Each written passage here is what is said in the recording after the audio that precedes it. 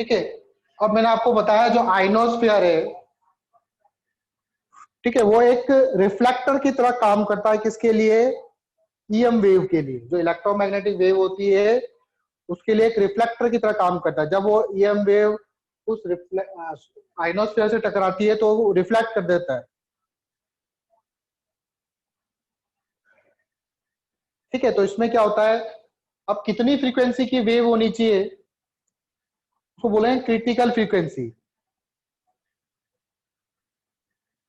तो minimum frequency और maximum frequency, ठीक है, the maximum frequency at which और below which an wave a wave is reflected by ionosphere is called critical frequency.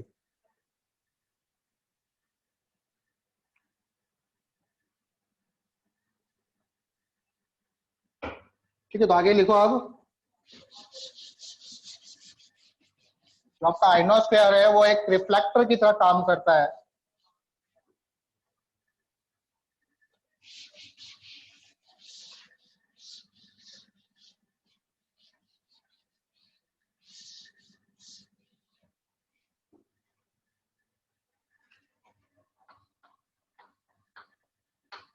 Ionosphere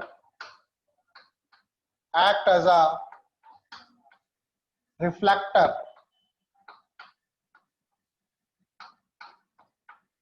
for EM wave।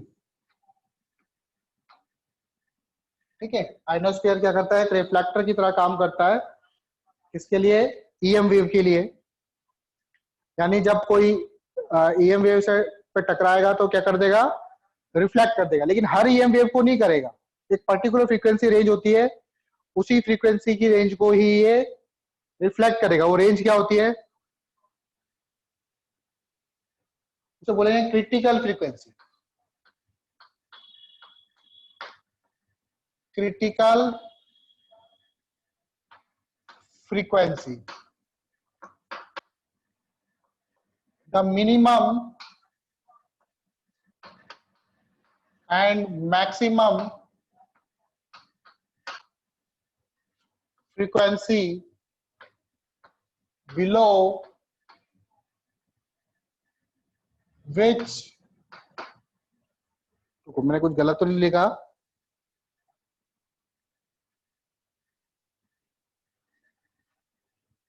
Sorry, the maximum frequency, ऐसे देखो, the maximum frequency at which or below which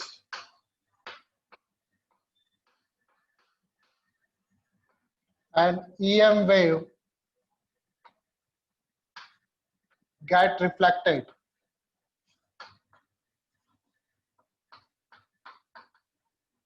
ठीक है, वो ज्यादा से ज्यादा frequency और उसके नीचे जो फ्रीक्वेंसी है, मैक्सिमम फ्रीक्वेंसी एट विच और below which an wave EM wave is reflected by ionosphere is called critical frequency।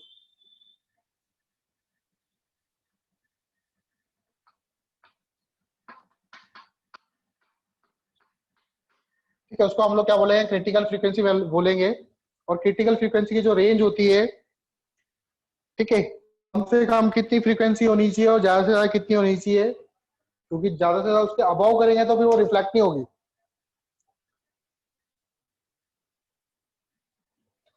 ठीक है, द रेंज ऑफ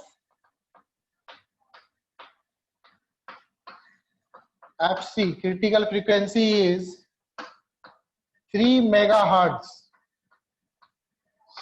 से 30 मेगाहर्ट्ज तक होती है। ठीक है, 3 मेगाहर्ट्ज से 30 मेगाहर्ट्ज तक होती है। 3 मेगाहर्ट्ज से कम अगर फ्रीक्वेंसी होगी तो भी वो रिफ्लेक्ट नहीं होगा, और 30 मेगाहर्ट्ज से भी जब फ्रीक्वेंसी ज्यादा होगी तो भी वो रिफ्लेक्ट नहीं होगा। ठीक है, जो हमारे रॉकेट वगैरह होते हैं, ठीक है, मान लो ये अर्थ है, ठीक, ये आपका आइनोस्फीयर है। जब स्पेस वगैरह, स्पेस शटल वगैरह जब नीचे आता है, ठीक है, कल्पना चावला के बारे में आप लोगों को पता ही है, ठीक है, उनका जो रॉकेट था, उनका जो स्पेस शिप था, उसके साथ उनका कम्युनिकेशन क्या हो गया था, बंद हो गया था। जो यहाँ पे नासा वाले बैठे थे इधर, ठीक है, मान लो यहाँ पे नासा वाले बैठे हुए हैं, ये क्या करते थे, कम्युनिकेट करते रहते, उनको गाइड करते थे। जो जो स्पेस था आपका, स्पेस शटल, वो जब नीचे आ रहा था तो कहाँ पे आ गया था, आइनोस्फीयर में आ गया था। ठीक है, तो आइनोस्फीयर में जैसे आएगा उस समय क्या होता है, कुछ सेकंड के लिए कम्युनिकेशन बंद हो जाता है। क्यों? वही रीजन कि जो फ्रीक्वेंसी हम लोग 30 मेगाहर्ट्ज से ज्यादा इस्तेमाल करते हैं, अब एकदम से कम्युनिकेट करने के लिए हमको फ्रीक्वेंसी 30 मेगाहर्ट्ज पे लानी पड़ेगी। तो कुछ टाइम के लिए क्या होगा, कम्युनिकेशन बंद हो जाता है। ठीक है, हमेशा ही होगा, अभी तक इसका कोई सॉल्यूशन नहीं हुआ। ठीक है, तो कम्युनिकेशन बंद हो जाता है वो ड्यू टू दिस आइनोस्फीयर के कारण। 30 मेगाहर्ट्ज से अगर ज्यादा फ्रीक्वेंसी होगी तो वो इसके आर पार निकल जाएगी। और 30 मेगाहर्ट्ज से कम हुई, 3 मेगाहर्ट्ज से लेकर 30 मेगाहर्ट्ज, तो रिफ्लेक्ट होकर फिर वापस अर्थ पे आ जाएगी, तो हम लोग कम्युनिकेट ही नहीं कर पाएंगे।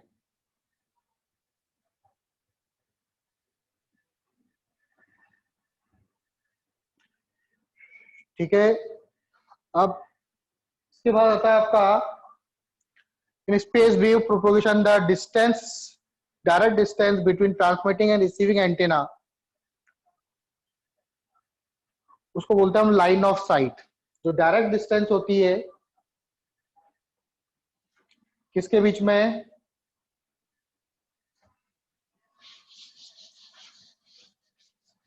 ट्रांसमीटर और रिसीवर के बीच में जो डायरेक्ट डिस्टेंस होती है, that is called line of site.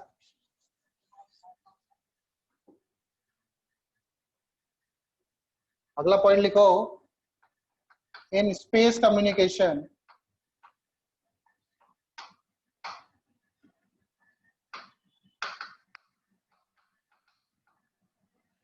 the direct distance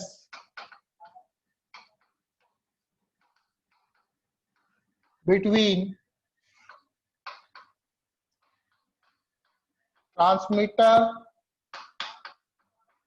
and receiver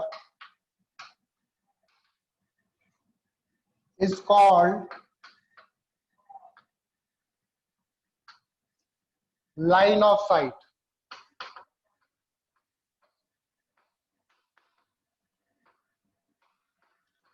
that is L और एस से इसको डिनोट करते हैं, that is line of site. और रेंज ऑफ कम्युनिकेशन भी बोल सकते हो आप इसको।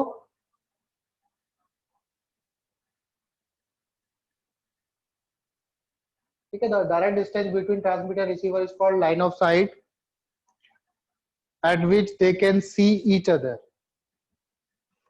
at which they can see each other, वो एक दूसरे को देख पा रहे हैं। ठीक है, तो उस डिस्टेंस को हम लोग बोलेंगे लाइन ऑफ साइट।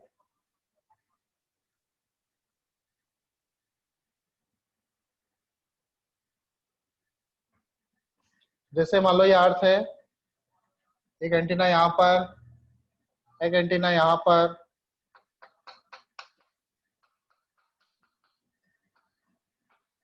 ये वाली जो डिस्टेंस होगी, ये ट्रांसमीटर, ये रिसीवर, इसे बोलेंगे लाइन ऑफ साइट। ठीक है,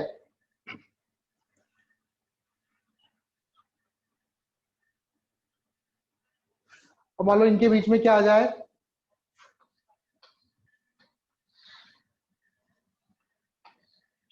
एक बड़ा सा पहाड़ आ जाए, तब फिर ट्रांसमिशन कैसे होगा। मान लो माउंटेन आ गया ये,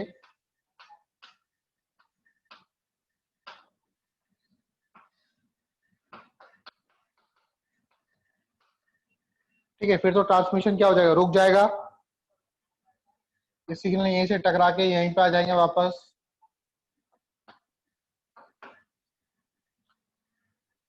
तो अब इन ऑब्स्टेकल से बचने के लिए या तो हम लोग क्या करेंगे, टॉल एंटीना यूज करेंगे, ठीक है, या तो आप ये क्या करो,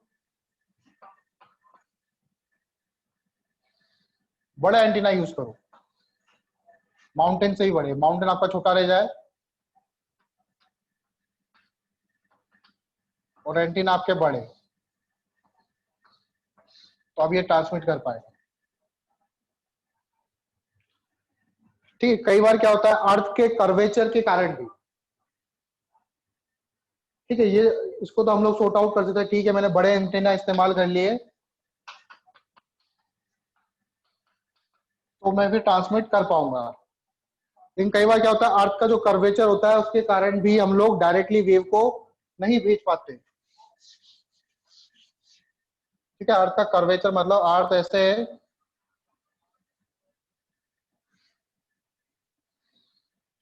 एक एंटीना मान लो यहाँ पर है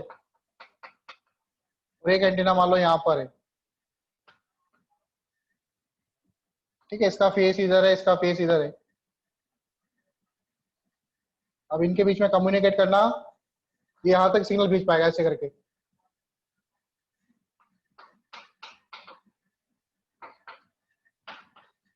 ठीक है, तो अर्थ के कर्वेचर के कारण भी क्या होगा, हम डायरेक्ट वेव को नहीं भेज पाएंगे। ठीक है, तो इससे बचने के लिए हम लोग क्या करते हैं, हम कम्युनिकेशन सैटेलाइट का यूज करते हैं। ठीक है, इससे बचने के लिए क्या करते हैं हम लोग, communication due to curvature of earth, due to curvature of earth signals can not be transmitted directly. एक तो बीच में कोई ऑब्स्टेकल आ जाए तो भी हम लोग डायरेक्टली नहीं कर पाएंगे, या तो आप टॉल एंटीना यूज करो। दूसरा, अर्थ के कर्वेचर के कारण, due to curvature of earth signals can not be transmitted directly, तो डायरेक्टली ट्रांसमिट नहीं कर पाएंगे, so we use communication satellite. इसलिए हम लोग फिर क्या करते हैं, कम्युनिकेशन सैटेलाइट का यूज करते हैं।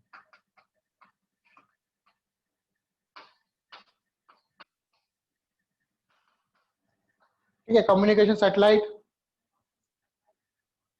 जिससे हम लोग हमारे टीवी वगैरह देख पा रहे हैं, वो सब कम्युनिकेशन सैटेलाइट की वजह से हो पा रहा है। यहाँ से बैठे बैठे आप लोग अमेरिका में बात कर पा रहे हो, वो सब कम्युनिकेशन सैटेलाइट के कारण।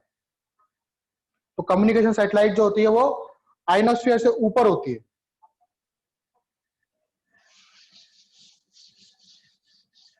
ठीक है, तो यहाँ सिग्नल ट्रांसमिट नहीं कर पा रहा है, सिग्नल इसके ऐसे करके जा रहा है यहाँ तक, तो हम लोग क्या करेंगे, यहाँ पर ये आपका आइनोस्फीयर है,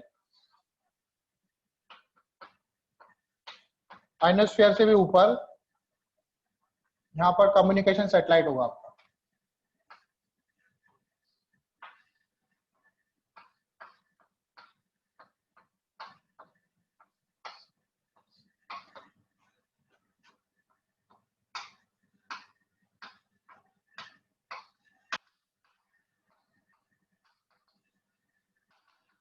अगर ये ट्रांसमीटर इसको सिग्नल भेजेगा, फिर इसके बाद ये रिसीवर तक पहुंचेंगे।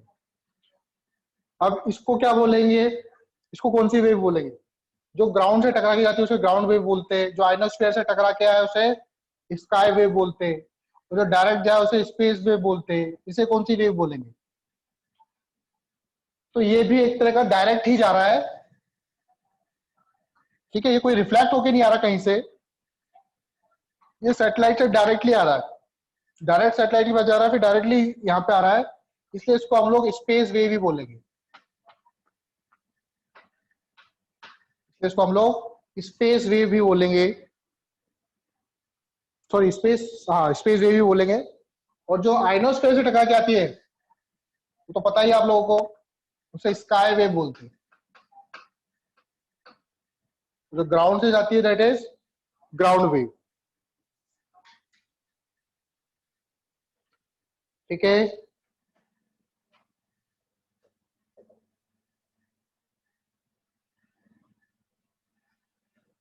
तो देखो difference between ground wave, space wave and sky wave.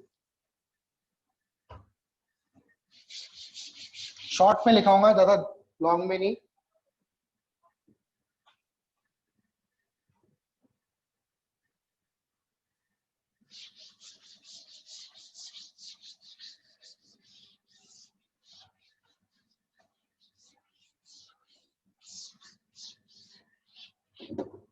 एक तरफ लिखो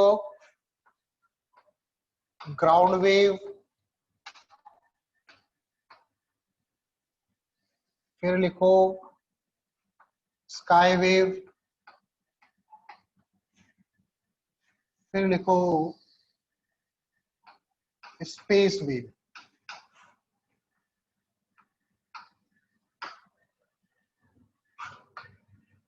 तो पहला डिफरेंस ये कि ग्राउंड वेव जो होती है वो ग्राउंड के थ्रू जाती है,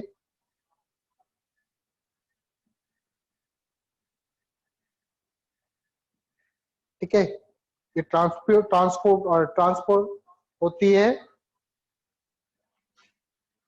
The radio wave which travel from transmitter to receiver along the surface of the earth is known as ground wave, and its propagation is called ground wave propagation.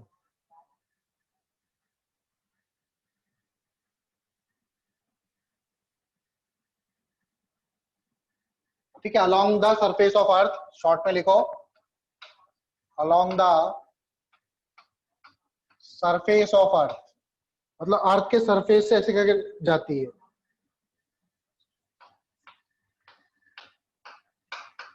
Sky wave ये क्या होती है? Reflect from ionosphere.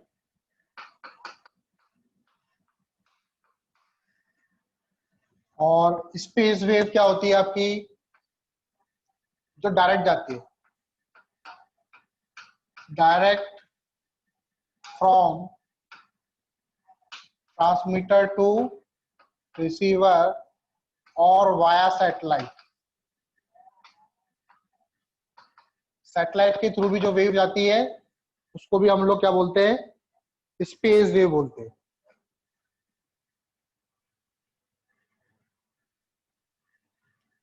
ठीक है।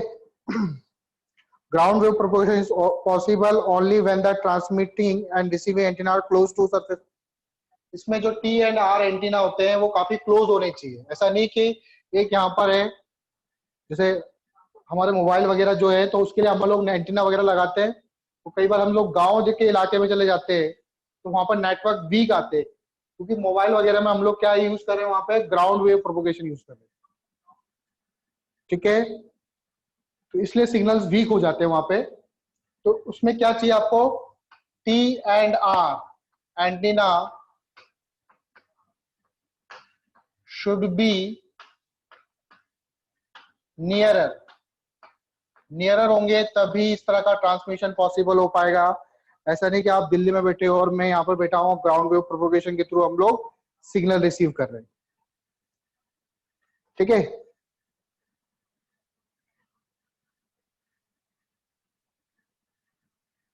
Sky wave में क्या होगा?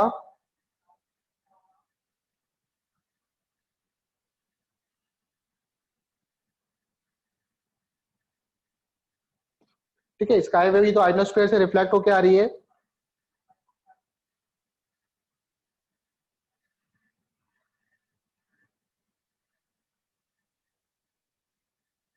इसमें जरूरी नहीं टी एन आर दूर दूर हो सकते हैं, ट्रांसमीटर और रिसीवर। ठीक है, इसमें आप लिख लो if EM wave have frequency greater than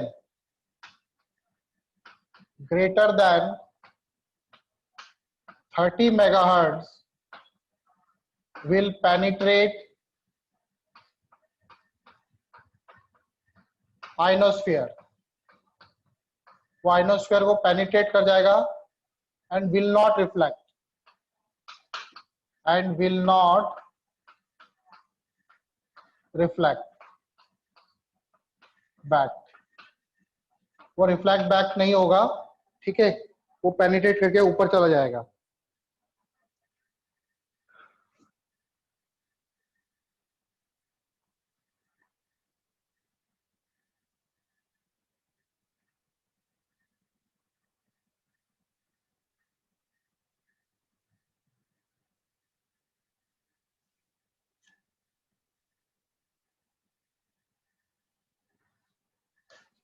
ठीक है, अगला पॉइंट देखो.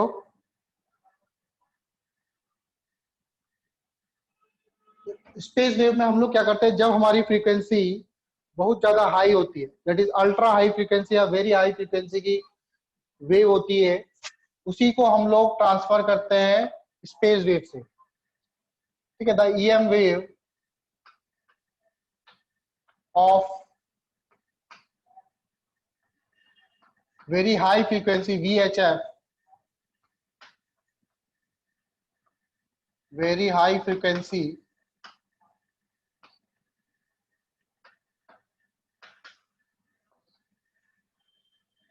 and UHF, ultra high frequency,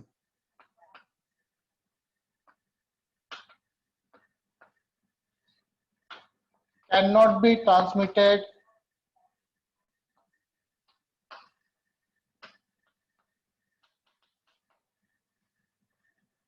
through ground wave और स्काई वेव. ऐसी फ्रीक्वेंसी की वेव जिनकी फ्रीक्वेंसी काफी ज्यादा वेरी हाई या अल्ट्रा हाई फ्रीक्वेंसी है, तो उसको हम लोग ग्राउंड वेव के थ्रू ट्रांसमिट नहीं कर सकते. क्यों नहीं ट्रांसमिट कर सकते? क्योंकि अगर हम लोग ऐसी फ्रीक्वेंसी को ग्राउंड वेव से ट्रांसमिट करेंगे तो जो हमारा अर्थ है वो उसको एब्जॉर्ब कर लेगा.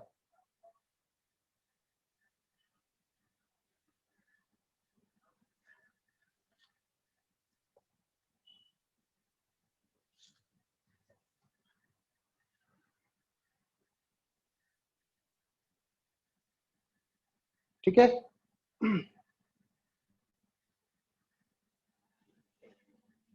because it will get absorbed by earth, it will get absorbed by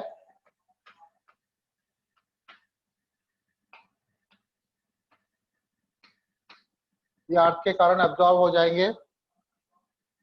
ठीक है, क्योंकि इनकी फ्रीक्वेंसी क्या है, काफी हाई है, due to high frequency. High frequency मतलब ज्यादा एनर्जी है, तो अर्थ इन्हें इजीली एब्जॉर्ब कर लेगा.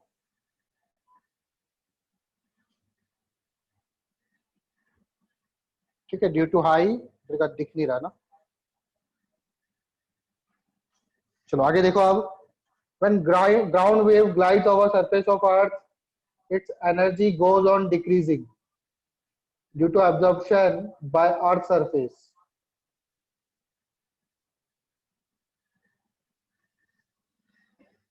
ठीक है, when ground wave glides मतलब, ठीक है, जब जाती है ऐसे करके अर्थ के सरफेस से होते हुए, glides over the surface of the earth, over the surface of the earth, its energy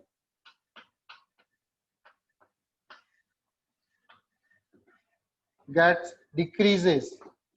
इसकी एनर्जी क्या होती जाती है, कम होती हुई जाती है, due to absorption, due to absorption.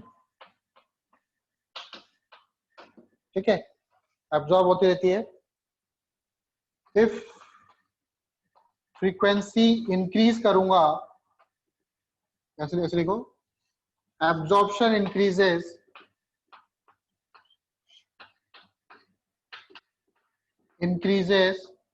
If frequency increases. जैसे जैसे आप फ्रीक्वेंसी बढ़ाओगे तो क्या होगा, ये ज्यादा एब्जॉर्प्शन करने लग जाएगा।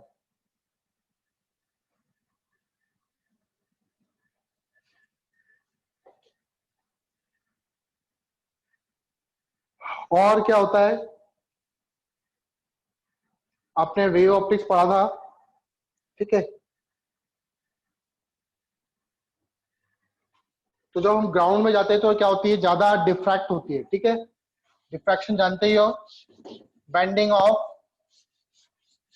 लाइट बताया था मैंने। उसी तरह से लाइट वेव क्या होती है, बैंड हो जाती है, मुड़ जाती है, ठीक है। Strength also decreases due to diffraction.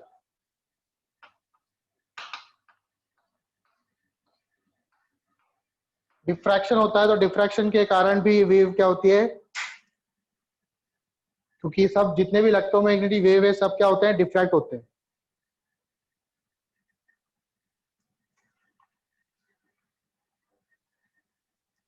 ठीक है, जब ग्राउंड के अलोंग प्रोपेगेट होती है तो ड्यूरिंग दिस प्रोसेस ऑब्स्टेकल आने की वजह से वेव क्या हो जाती है, डिफ्रैक्ट हो जाती है और इसकी एनर्जी का कुछ पार्ट लॉस हो जाता है।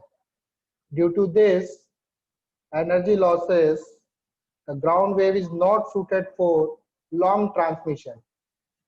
The ground wave propagation is limited to frequency 500 kilohertz से लेके 1500 किलो हर्ट्ज तक, ठीक है। तो इसमें जो फ्रीक्वेंसी यूज होगी वो कितनी होगी, 500 किलो हर्ट्ज से लेके केवल 1500 किलो हर्ट्ज तक की फ्रीक्वेंसी हम लोग इस्तेमाल करते हैं। ज्यादा फ्रीक्वेंसी इस्तेमाल करेंगे तो ज्यादा एब्सॉर्प्शन होगा, ठीक है। Ground wave propagation is useful only for transmitting the radio wave up to a small distance like local broadcasting, ठीक है। अगला लिखो, for small distance. Small distance के लिए हम लोग यूज करते हैं, जैसे आप लोगों के एफएम वगैरह हो गए, ठीक है। एफएम हो गया, रेडियो हो गया जो, ठीक है, for small distance like local broadcasting.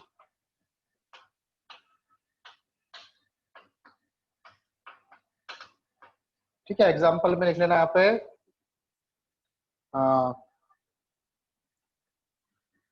क्या लिखोगे, एफएम हो गया आपका, रेडियो हो गया, एटसेट्रा। स्काई वेव प्रोपोगेशन भी आपका लिमिटेड है, 3 मेगाहर्ट्ज से लेके 30 मेगाहर्ट्ज तक की फ्रीक्वेंसी को हम लोग इस्तेमाल कर पाते हैं, ठीक है। आयनोस्फीयर में काफी सारी लेयर होती है, कुछ लेयर के लिए क्रिटिकल फ्रीक्वेंसी 3 मेगाहर्ट्ज हो जाता हो तो कुछ के लिए 30 मेगाहर्ट्ज, ठीक है। आयनोस्फीयर जो है वो मतलब एक पर्टिकुलर एक लेयर नहीं है, आयनोस्फीयर में बहुत सारी लेयर्स होती है। आयनोस्फीयर में भी, जैसे पूरा आयनोस्फीयर जो है उसके अंदर भी बहुत सारी लेयर्स है, ठीक है। ऐसे करके अंदर बहुत सारी लेयर्स होती है। तो 3 मेगाहर्ट्ज तक की फ्रीक्वेंसी को रिफ्लेक्ट कर देगा, 3 मेगाहर्ट्ज से लेके 30 मेगाहर्ट्ज। 3 मेगाहर्ट्ज से कम होगा तो उसको रिफ्लेक्ट ही नहीं करेगा, ठीक है। और 30 मेगाहर्ट्ज होगा तो उसमें पार निकल जाएगा। इसके अंदर भी बहुत सारी लेयर्स होती है। Ionosphere also contain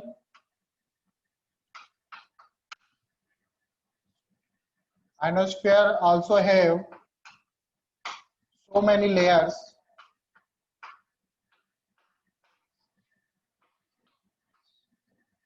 which reflect EM wave of frequency 3 megahertz से लेके 30 मेगाहर्ट्ज, मतलब ये भी लिमिटेड है, 3 मेगाहर्ट्ज से लेके 30 मेगाहर्ट्ज तक में ही इस्तेमाल की जाती है, ठीक है। स्काई वेव जो यूजफुल है वो आपके लॉन्ग कम्युनिकेशन या रेडियो कम्युनिकेशन, यूजफुल फॉर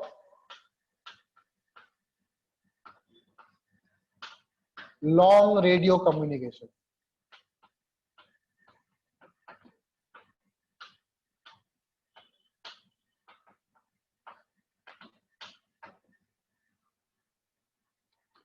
फिर आता है आपका स्पेस वेव। मैंने बताया था स्पेस वेव में हम लोग इस्तेमाल करते हैं क्या, ultra high frequency, we UHF या वीएचएफ, वेरी हाई फ्रीक्वेंसी। ठीक है, अगर हम लोग स्पेस वेव प्रोपोगेशन यूज करें तो वेव क्या होगी, आयोनोस्फीयर को पेनिट्रेट कर देगी। इस very high ultra frequency and very high frequency wave can transmitted by space wave provide there is no obstacle.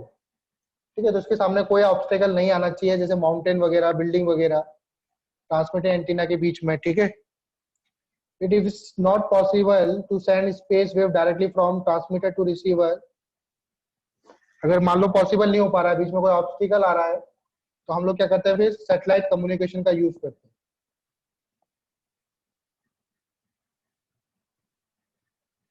ठीक है, तो स्पेस वेव जो होता है वो कहाँ यूज होता है, आपका टीवी सिग्नल्स वगैरह में और रडार कम्युनिकेशन में।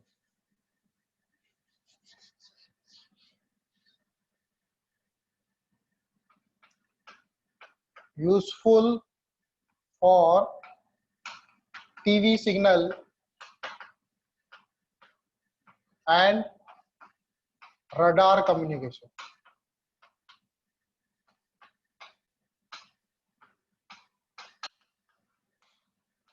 ठीक है, तो ये कुछ डिफरेंस थे, कुछ इनके बारे में। स्काई वेव क्या होता है, स्पेस वेव क्या होता है। ठीक है, कोई डाउट है तो पूछ लो।